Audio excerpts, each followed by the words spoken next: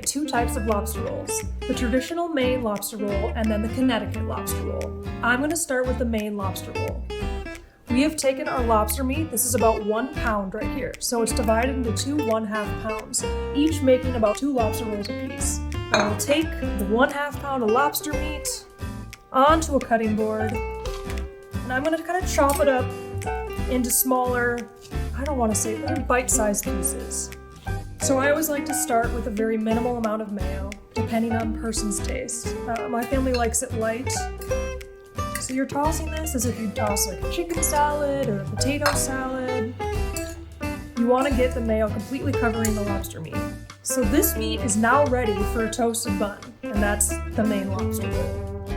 All right, so now I'm going to prepare a Connecticut lobster roll. What I have in front of me is the other 1/2 pound of lobster meat that has been thawed.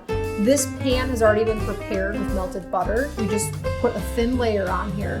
So what we're gonna do now is just transfer the lobster onto the pan, and this is going to go directly in the oven and just so it gets warm, because that's the main difference between a lobster roll from Maine and a lobster roll from Connecticut. Now that the lobster is on the pan, we're going to drizzle more butter over it, as we do.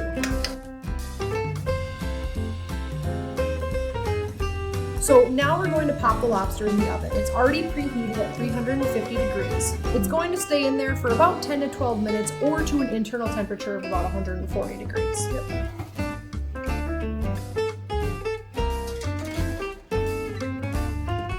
So we've already melted a little bit of butter, and we're going to start preparing our rolls. We have bought these locally. You do not need to source them from Maine to make a Maine lobster roll. That just doesn't create any more freshness for you. So you're buttering each side of these top cut buns. Alrighty. Now we're going to take these buns over to the stovetop and pan fry them for a short time. So I like to set my skillet when I'm pan frying these buns to like medium low. All you're doing is looking for a little bit of a golden brown color on each side of the bun. So I can hear it sizzling. That's probably a little too hot. I'll turn it down just a tad. You don't want to char them. And I'm going to put them on their sides for, I don't know, I'd probably say like a minute, and then I'm going to flip them.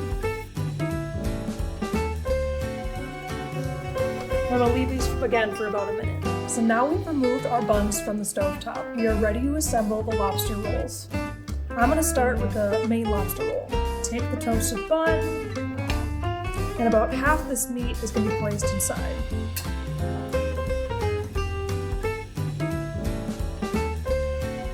There's the Maine Lobster Roll. Now the Connecticut. Okay, so now I have my lobster that we just pulled from the oven that we drizzled with butter. So now I'm going to do the same thing and take these buns, tongs, and load up the roll with lobster meat. Now we've got our 4 lobster rolls, 2 Connecticut and 2 Maine lobster rolls. The final step is just drizzling some butter onto the Connecticut roll. And as we talked about before, you can doctor these up in a couple different ways, but typically just the butter on the Connecticut roll is tradition, but you could add salt and pepper, celery, or chives to the Maine lobster roll. Yep. One of the best parts of these lobster rolls is they cost about half of what a typical lobster roll costs and come in around $16 a piece. Cheers!